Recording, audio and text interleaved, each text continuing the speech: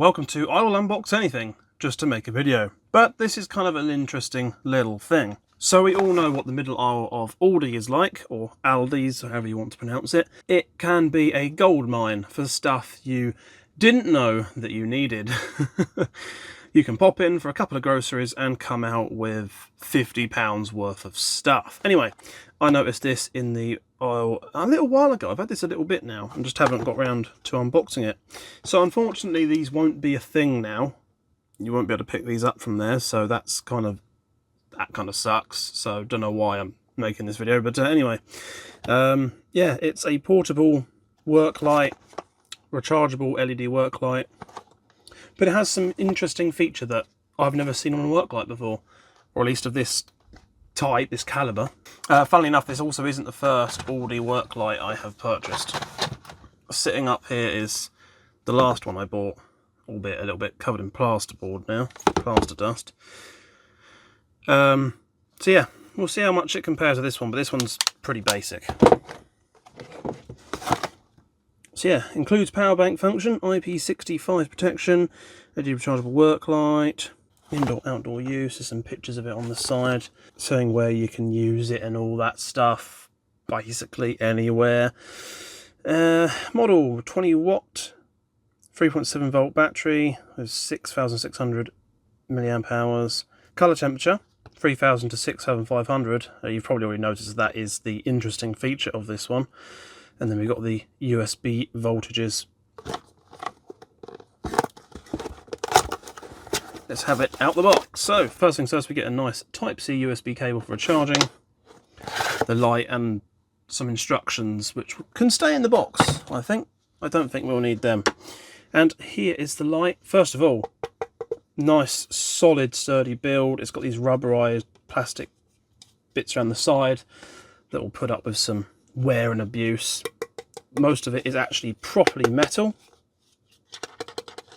Actually, this bit at the back I think is plastic, but all the front, the actual light panel at the front is all metal.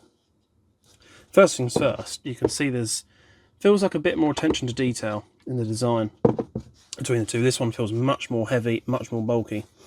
It has two magnets on the base there, on the feet. They're actually rubberized as well, so it's kind of grippy. What can I magnetize it to? I don't know. I have nothing to magnetize it to. Hang on. There you go. It is magnetized to my toolbox there. Oh, pretty strong magnets. It has a little hook in here, so you can hang it up or do as you please with that. And the legs also, well, first of all, you can move them anywhere you want. So you could sit it somewhere like that. You could stand it like that. It doesn't help the hook out. But they also come apart as well. And I assume that is to allow you to maybe hook it over something. You could quite easily hook that up.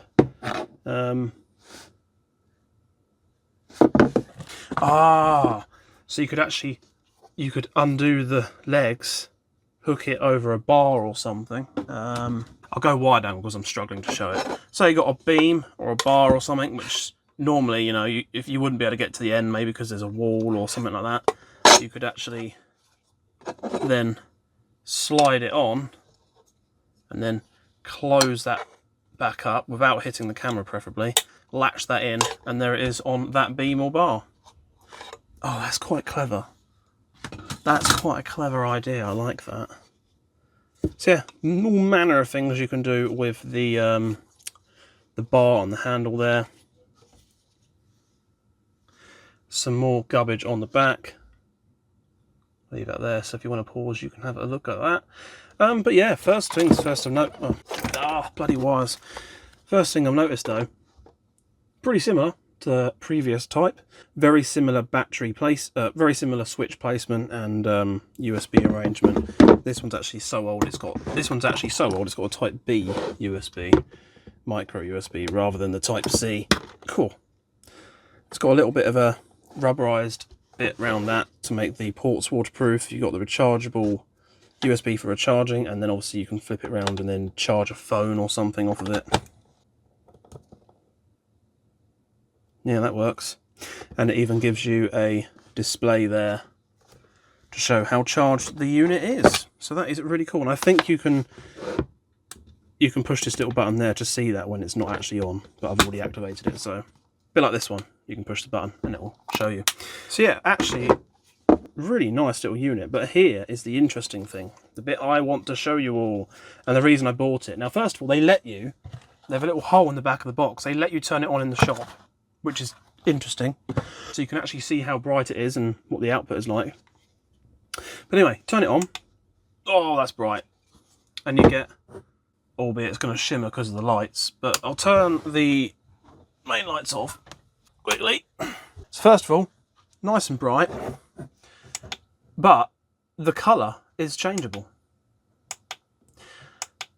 So you can have warm white, and then a few mix of the twos, so kind of mix, cool white, and then ultra cool for the coolest of people, I don't know. And I don't know if I can show this, but it's like, oh my god, that is so bright, wow.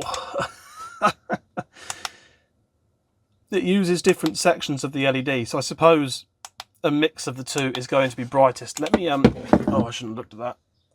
Oh, I can't see. But yeah, hopefully you can see that there. Oh, and if you leave it long enough, it'll actually turn itself off. So when you push it again, you haven't got to cycle through all the settings again. But it's kind of using different sections. Yeah, it's not the most obvious. So that is quite nice that you haven't got to, you know, cycle through every setting again to turn it off every time. The main reason though was just the fact it had the warm white. I'm not actually too bothered. I mean, the mix is nice. I'll probably use the mix the most if I want the brightest output. But having a warm white work floodlight just seems kind of nice. I don't know why. It's probably not that important. I don't think many people are going to be like, oh, I can't work without a warm white light. Most of the time, we don't bother. And I haven't even taken this to work, so I'm obviously not that bothered by it. But it seems like quite a useful little light. And I just like the fact that it has the colour switching options. It's quite unique. Obviously, this one here is just a solid colour. But it has got dimming settings, which is quite nice if you don't need it quite as bright and you want a bit of a longer run time. I don't know if this one has it, unless you can hold it and do something. Does holding the button do anything?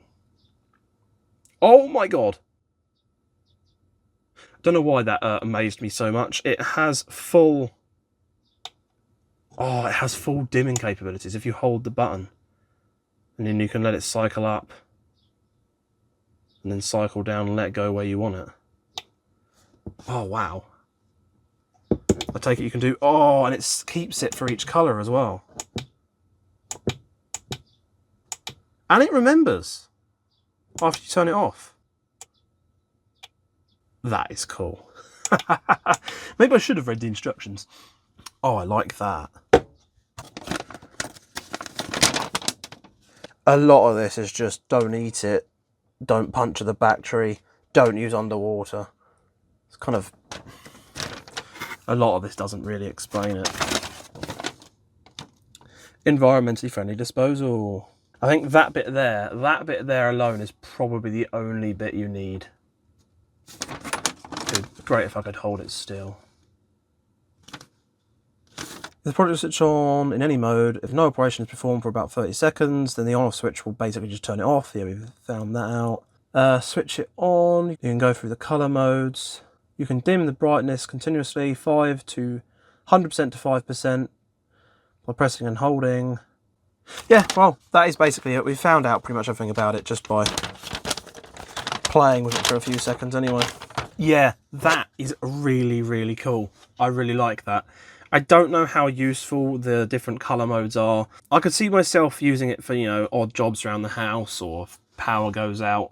Especially if you're like, I don't know, power goes out and you're just reading a book. You just want a softer light. You can have a dim, warm white light.